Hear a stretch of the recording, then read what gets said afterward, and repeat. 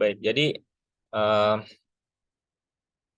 materi selanjutnya yang kita akan bahas setelah kita menurunkan solusi dari persamaan Dirac itu adalah bagaimana interaksi medan Dirac dan medan elektromagnetik ya. Jadi persamaan Dirac itu ditambah dengan potensial elektromagnetik, maka kita akan melihat bagaimana interaksi elektron dan medan elektromagnetik dalam persamaan Dirac. Ya. Sehingga yang akan kita lakukan adalah kita harus apa merumuskan medan elektromagnetik itu dalam notasi kovarian. Artinya kita menyatakan medan elektromagnetik tersebut dalam vektor 4 kovarian agar dia bisa dimasukkan ke dalam persamaan Dirac ya. Karena kita ketahui bahwa di dalam persamaan Dirac itu kita menggunakan apa solusi dari persamaan Dirac itu merupakan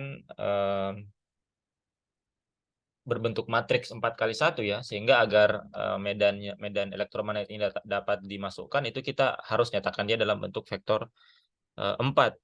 Sehingga di sini kita bisa nyatakan AMU di sini, di mana ini adalah potensial elektromagnetik, itu sama dengan A0 A ya, di mana A0 itu adalah potensial skalar, komponen nolnya, A0 sama dengan psi, dan A ini merupakan komponen vektornya ya, potensial vektornya A1, A2, A3. Sehingga dia punya 4 komponen.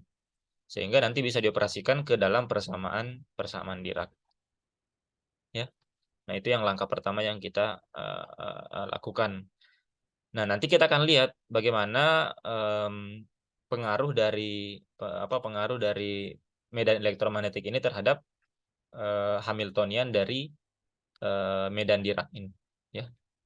Nah, kemudian dari definisi ini kita bisa juga menentukan tensor kekuatan medan elektromagnetik F mu ya, di mana kita sudah ketahui secara umum F mu itu sama dengan domu anu dikurang donu amu, di mana mu itu berjalan dari 0, 1, 2, 3. Nah, di sini kita bisa tahu komponennya ya. Misalkan Fij, di mana Fij itu sama dengan minus Fji, itu sama dengan epsilon IJK dikali dengan BK. Di mana kalau kita tinjau per komponennya, maka F21, F13, F23 itu adalah disebut sebagai B atau medan magnet.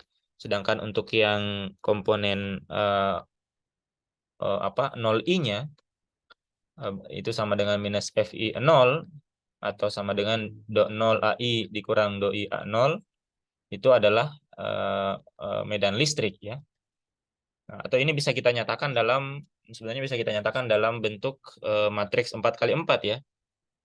Saya gambarkan saja. Saya tidak tuliskan di sini. Ini kalau kita eh, gambarkan dia tuliskan dia dalam bentuk komponen matriksnya, berarti kita bisa tuliskan em, F munu, sebentar. F munu itu sama dengan penjabaran ini berarti komponennya di sini adalah 0, di sini adalah minus EX, di sini adalah EY, di sini adalah EZ, kemudian di sini adalah sebentar.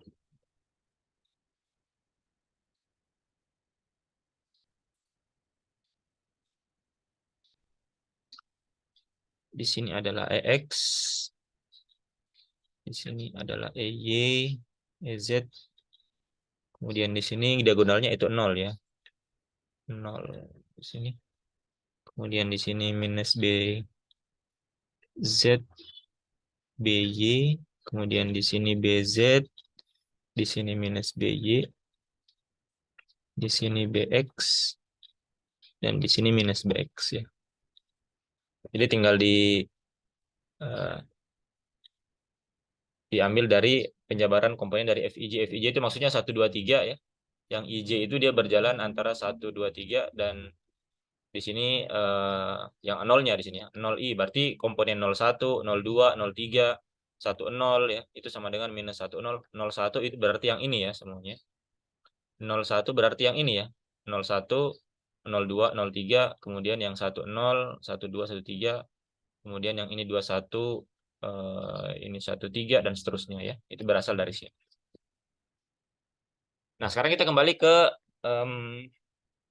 sini ya, ke potensial A. Nah, sehingga persamaan Diracnya itu harus kita konstruksi ulang ya, di mana kita lakukan yang disebut sebagai transformasi momentum kovarian. Artinya P-mu yang sebelumnya ada di persamaan Dirac itu kita transformasi menjadi P-mu yang baru, di mana P-mu yang baru itu sama dengan P-mu dikurang E per C dikali dengan A-mu ya. Di mana E di sini adalah muatan partikelnya ya, muatan partikelnya. A-mu di sini adalah potensial elektromagnetiknya. Nah, atau kalau kita nyatakan dalam bentuk operator, P-mu itu sama dengan min IH coret dodo X-mu dikurang E per C A-mu. Atau kalau kita pindahkan indeksnya ke bawah, berarti menjadi IH coret dodo X-mu dikurang E per C A-mu. Jadi, P-mu yang sebelumnya ada di persamaan Dirac, itu kita transformasi menjadi bentuk seperti ini. Inilah yang kita masukkan ke dalam persamaan Dirac di sini ya. Ini persamaan Dirac yang sudah kita ketahui. P-mu-nya diganti dengan P-mu yang sudah baru, di mana di sini ada tambahan suku dari medan elektromagnetik. Sehingga kita dapatkan sekarang bentuk persamaan Diracnya menjadi gamma mu IH do mu dikurang E per C A mu dikurang M0C psi sama dengan 0. Nah, sebelumnya ini tidak ada ya di persamaan Dirac yang biasa. Nah, selanjutnya kita jabarkan ya bentuk matriksnya. Jadi kita masukkan gamma mu-nya, kita tinjau bentuk matriksnya yang terdiri dari matriks Pauli, kemudian kita masukkan ke persamaan Diracnya. Begitu juga dengan psi-nya, kita nyatakan dia dalam psi A dan psi B ya. Nah, kemudian kita masukkan ke dalam persamaan ini, ke persamaan 7. Jadi dari persamaan 6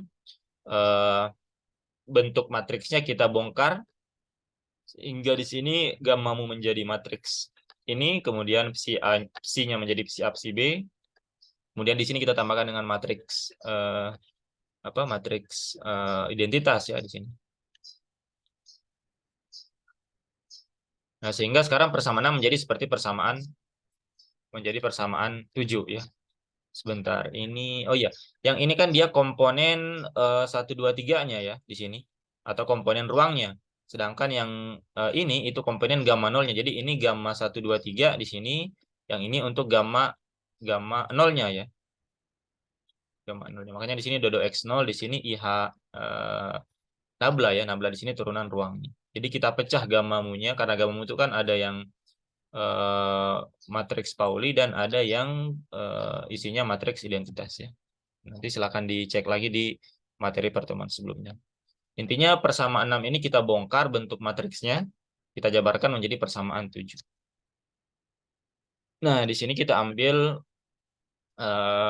bahwa solusi umum dari persamaan itu merupakan solusi yang kita mengandaikan bahwa A-mu di sini itu bebas dari ketergantungan waktu ya. Dalam hal ini bahwa solusi stasionernya itu berbentuk seperti persamaan 8 ya. Di sini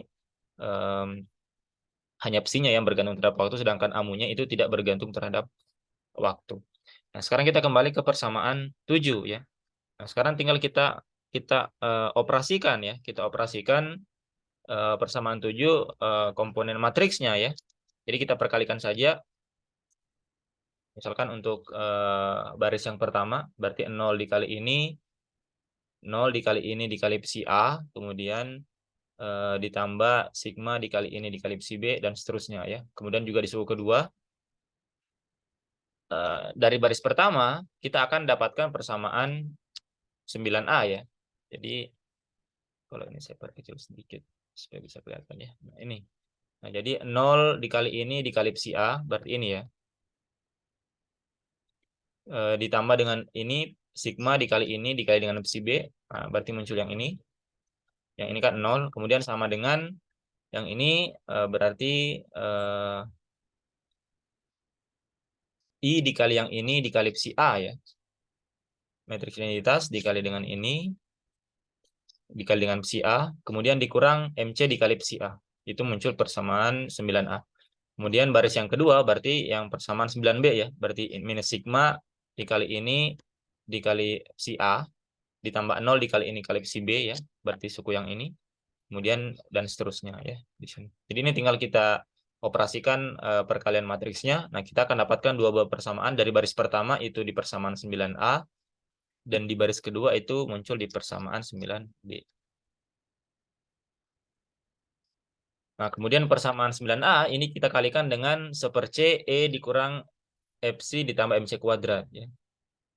Kita kalikan dengan pasangannya di sini. Sebenarnya kita mau cari, kita kalikan dengan pasangan dari ruas kanannya. Ya. Nah, sehingga kita dapatkan persamaan ini. Jadi kita kalikan ini, persamaan 9A kita kalikan dengan suku ini, maka akan didapatkan persamaan 10. Ya. Kedua ruasnya akan dikalikan dengan suku ini. Ya. Jadi dari persamaan 9A itu menjadi persamaan 10. Nah, di sini sekarang kita tinjau masing-masing ruasnya ya. Ruas kiri dan ruas kanan itu masing-masing kita akan tinjau secara terpisah. Nah, akan sangat sangat panjang. Jadi kita uraikan dulu yang ruas kiri. Perhatikan di sini bahwa ini kalau kita bongkar ya. Ini kalau kita bongkar operasi dotnya berarti 1/C E dikurang FC tambah MC kuadrat dikali dengan sigma dot P ya, ini. Kemudian dikurang yang ini dikali dengan suku kedua, didotkan dengan ini ya.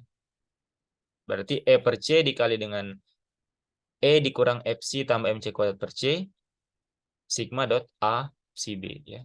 Jadi ini kita bongkar, sigmanya beroperasi ke P, ke sini, dot P, kemudian dikurang sigma dot A. Ya. Dengan koefisien yang sudah kita keluarkan terlebih dahulu. Nah, kemudian kita dapatkan persamaan 11 seperti ini. Nah, sekarang ingat aturan kurung kosong ya. Di mekanika kuantum atau di fisika kuantum, di mana kurung Poisson dari A, B itu sama dengan AB dikurang BA ya. Sehingga kalau kita punya dua besaran, kita punya dua buah, misalkan ini adalah A dan B, maka kurung Poisson dari suku ini itu sama dengan ini ya, di persamaan 12.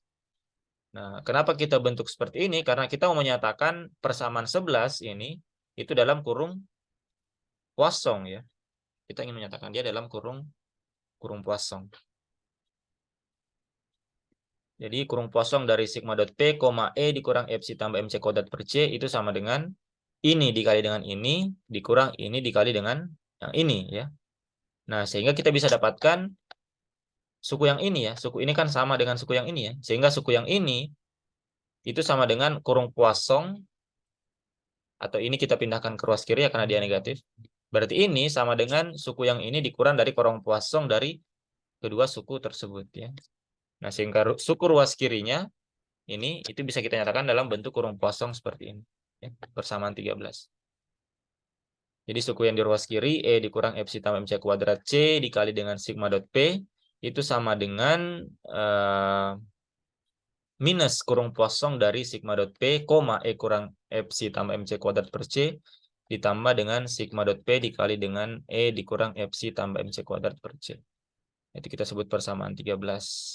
Nah, sehingga sekarang di sini suku yang ini itu menjadi ini ya.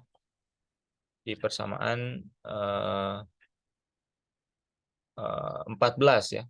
Coba kita perhatikan. Suku yang ini ya. Itu kan dia dioperasikan terhadap si B ya. Jadi kita kerjakan dulu suku yang ini ya. Berarti kita akan dapatkan di sini dia menjadi ini ya.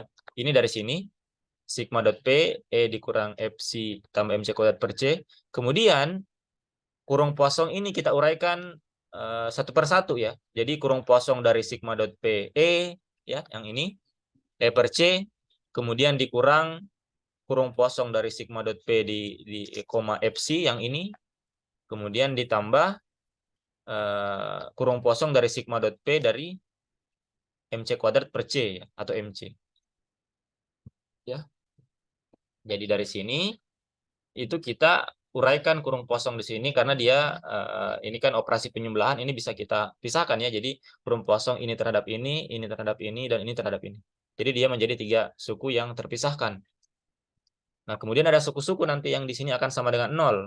Misalkan suku kurung kosong antara P dan E ya, dia akan sama dengan 0 karena dua-duanya merupakan operator ya. P dan E merupakan operator, sehingga dia akan sama dengan 0. Kemudian suku ini juga dia akan sama dengan 0 ya, karena MC itu dia konstan. Sehingga ini dikali ini dikurang ini dikali ini, dia akan sama dengan 0.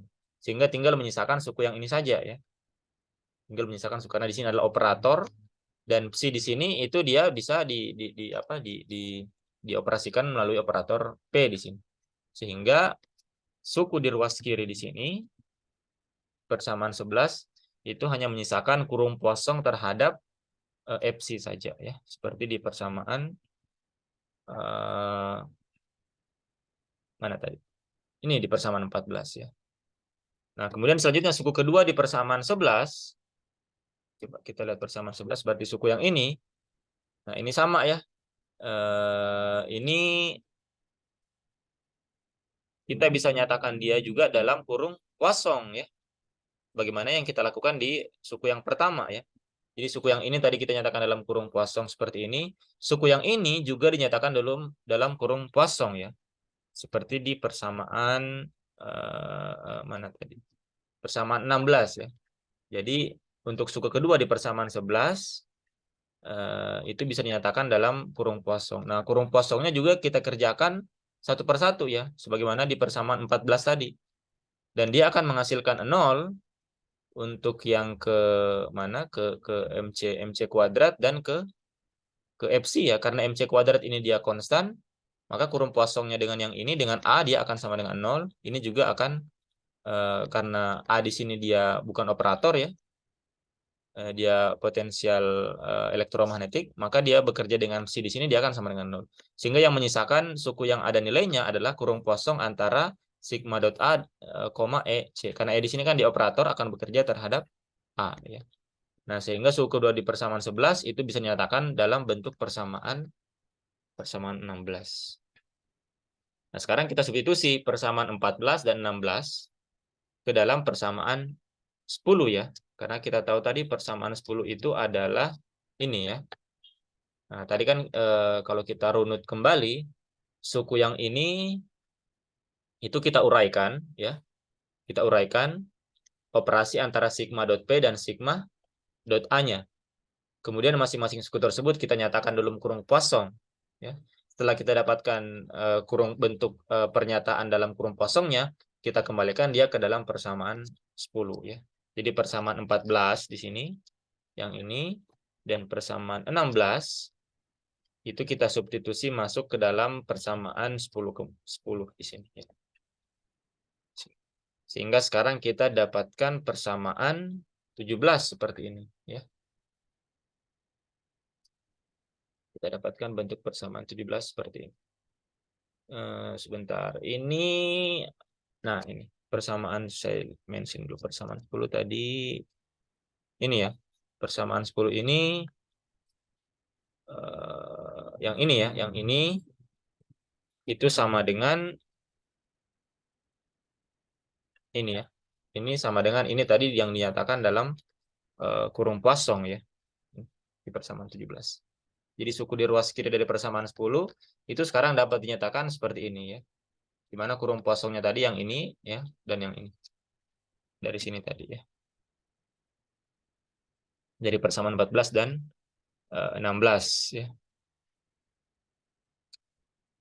Nah, kemudian sebentar.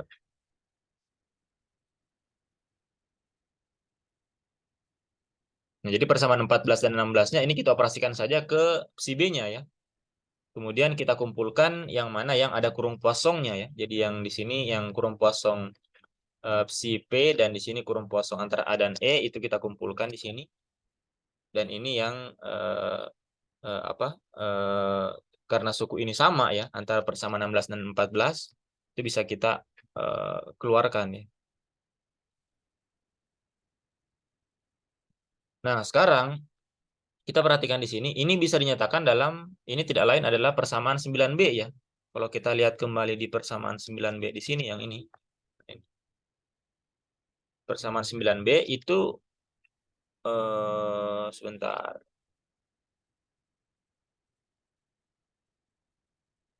Persamaan 9B itu adalah,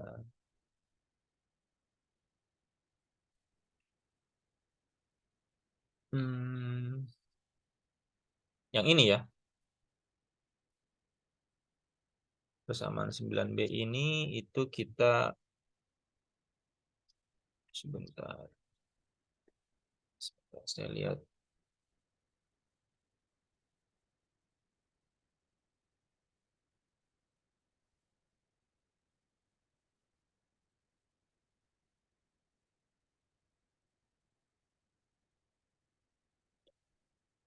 Oke. Jadi persamaan 9B kita substitusi masuk ke persamaan 17 ya.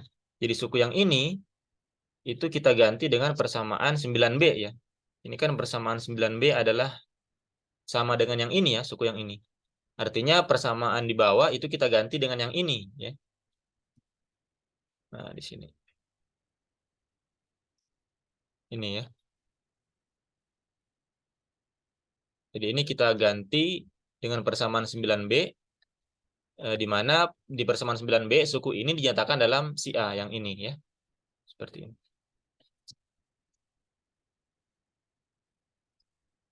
Bisa diikuti ya.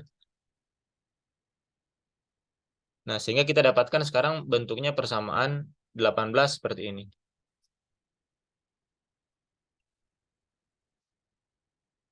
Nah, kemudian kita ingat teori vektor, yaitu apabila ada dua matriks digandengkan,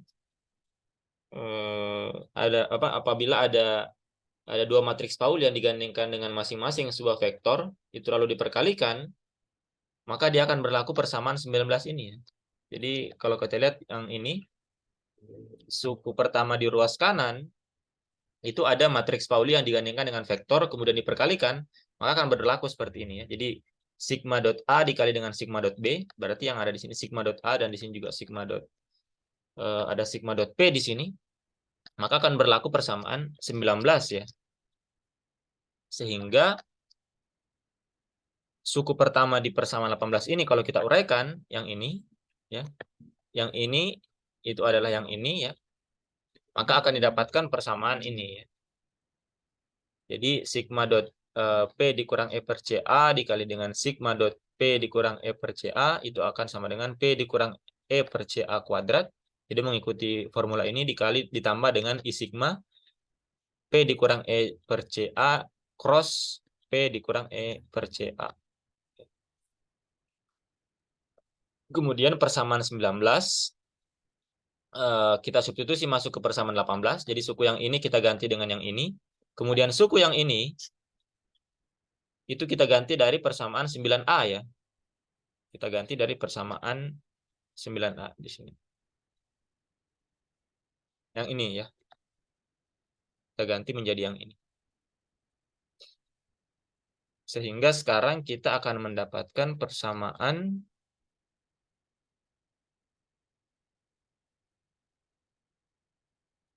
ini ya. Jadi substitusi persamaan 19 dan 9A ke persamaan 18. Kemudian kita ganti operator energi tadi menjadi operator ya, operator kuantum IH coret dodo T dan operator momentum IH min IH coret nabla ya. Jadi tinggal dimasukkan saja ya. Nanti kalian bisa coba turunkan sendiri. Jadi dari persamaan 19 dan 9A di atas itu dimasukkan ke persamaan 18. Jadi suku yang ini persamaan 19 dan suku ini dari persamaan 9A ya. Sehingga suku ini itu akan dinyatakan dalam si A ya. Ini kan si B. Dia akan dinyatakan dalam si A. Sehingga kita akan dapatkan nanti persamaan 20 ya dari sini. Nah, kemudian di sini kita bisa menyederhanakan suku di ruas kanan di persamaan ini itu dengan mengingat kalau kalian ingat di teori medan elektromagnetik, kita punya besaran B sama dengan nabla cross A ya, di mana A ini adalah potensial vektor.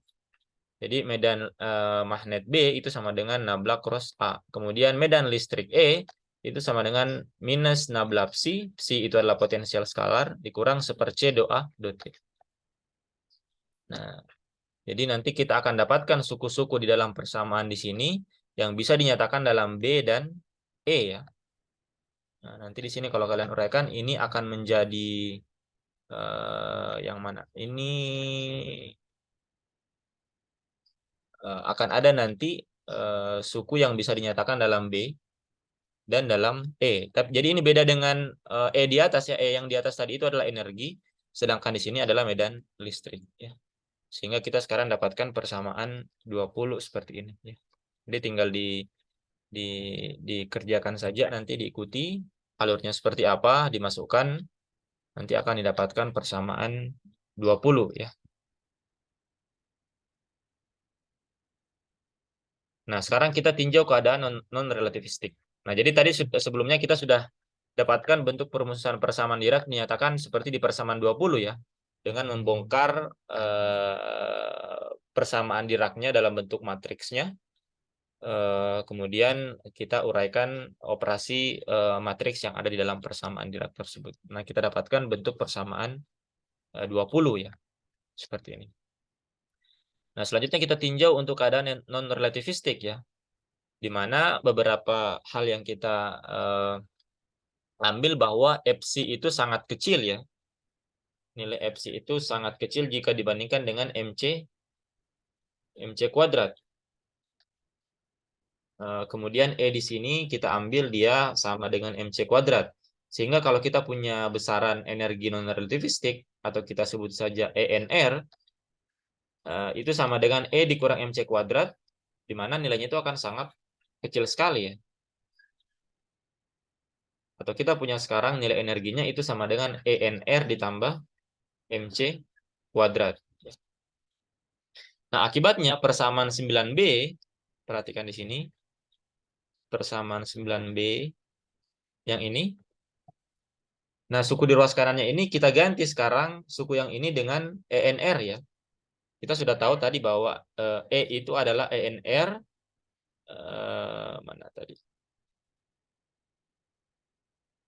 Nah, ini E sama dengan ENR tambah MC kuadrat. Jadi E di persamaan 9B itu kita ganti dengan ENR ditambah MC kuadrat. Sehingga persamaan 9B menjadi ENR ditambah 2MC kuadrat dikurang Fc ya. Kalau di 9B kan tadi kalau kita lihat tadi di sini dia E ditambah MC ya. Yang ini kan dari E ditambah MC dikurang Fc. Nah, E-nya diganti dengan ENR ditambah MC kuadrat ya.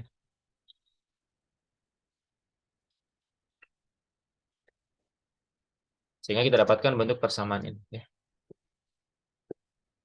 Nah, kemudian psi B-nya kita sisakan di ruas kiri sehingga kita bisa nyatakan psi B itu sama dengan 1/2 MC dikali dengan 1 ditambah ENR dikurang Fc per 2 MC kuadrat pangkat min 1 dikali dengan sigma P dikurang E per CA dikali dengan psi A. Ya. Jadi tinggal dipindahkan saja ini di ruas kiri ya. Sorry, di ruas kanan. Sehingga kita bisa nyatakan psi B-nya seperti ini dalam psi A. Nah, kemudian perhatikan suku yang ini, itu bisa kita nyatakan dalam deret Taylor ya.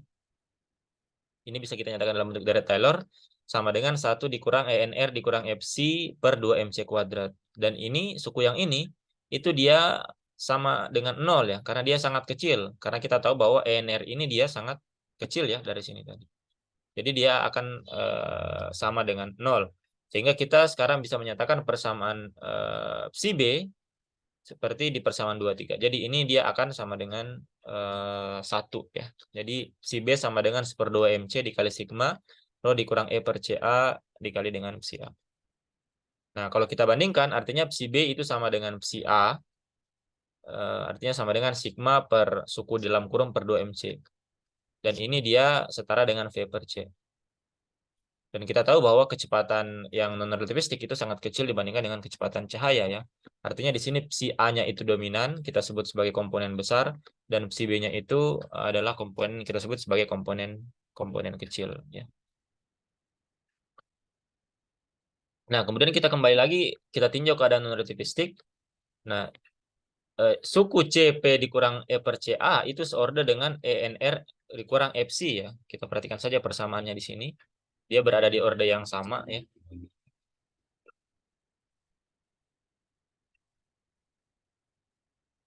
Sehingga kita bisa nyatakan 1/2M P dikurang E per CA kuadrat itu setara dengan P kuadrat per 2M atau sama dengan 1/2 MV kuadrat.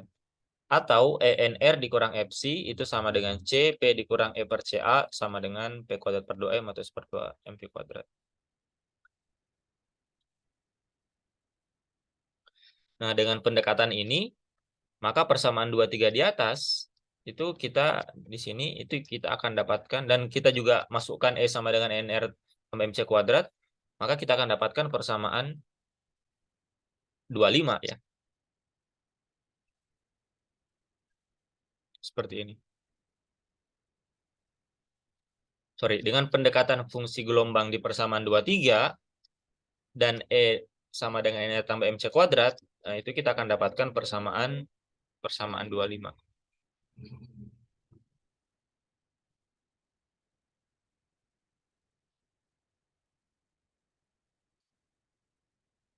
Nah, sekarang perhatikan suku ketiga yang ada di ruas kanan ya. 1, 2, 3. Berarti suku yang ini ya. Suku yang ini itu bisa kita uraikan seperti ini ya. Jadi persamaan 26 kita uraikan dalam bentuk seperti ini. Sehingga persamaan 25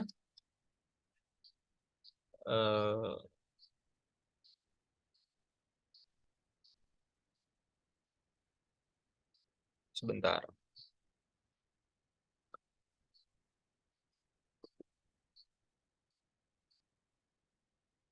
Nah, suku ketiga di ruas kanan sebentar ya.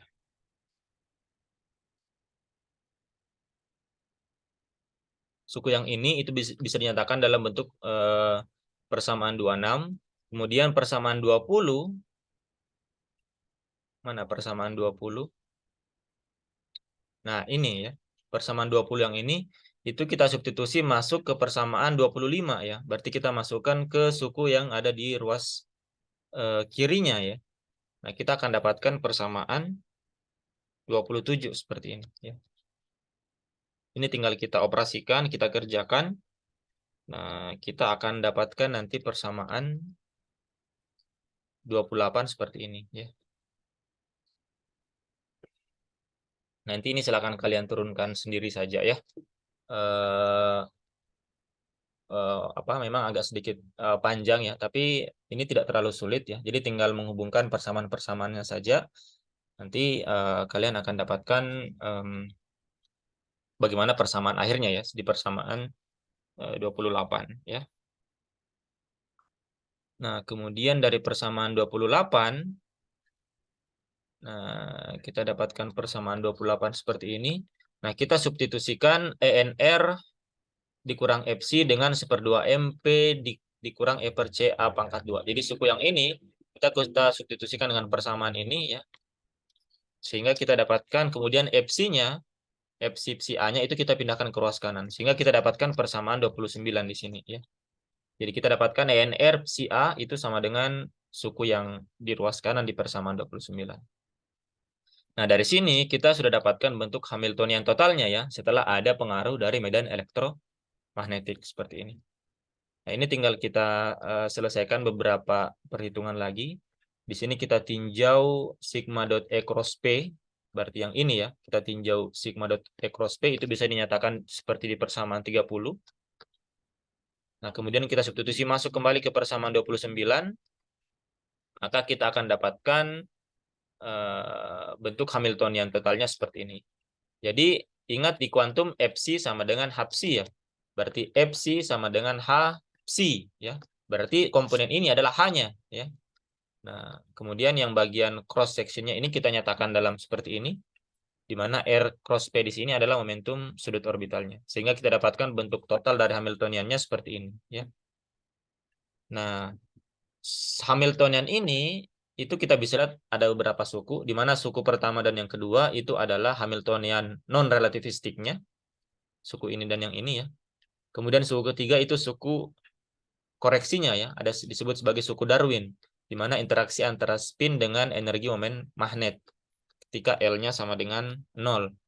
Kemudian suku yang keempat, yang ini, itu adalah koreksi relativistik Fermi, dan yang kelima dan yang keenam, suku kelima dan suku keenam itu merupakan disebut sebagai koreksi Thomas Fermi atau interaksi antar spin dengan momentum sudut orbital di mana L itu tidak sama dengan 0 ya. Oke, jadi kira-kira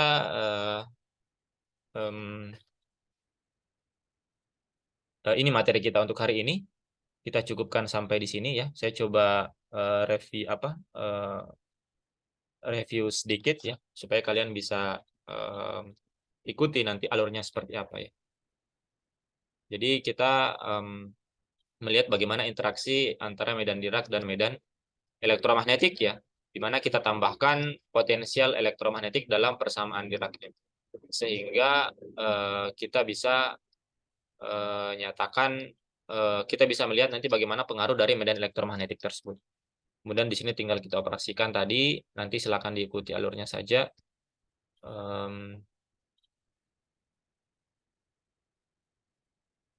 Ini ya, nanti kalian bisa screen capture ya, untuk kalian review sendiri. Kemudian di sini, ini tidak susah ya, hanya panjang saja.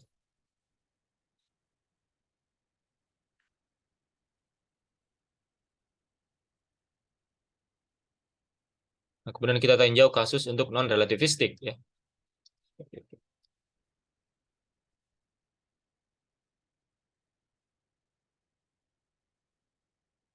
Kemudian kita nanti akan dapatkan Hamiltonian totalnya, di mana akan ada suku-suku koreksi akibat dari tambahan medan elektromagnetik. Oke, saya kira materi hari ini cukup sampai di sini ya.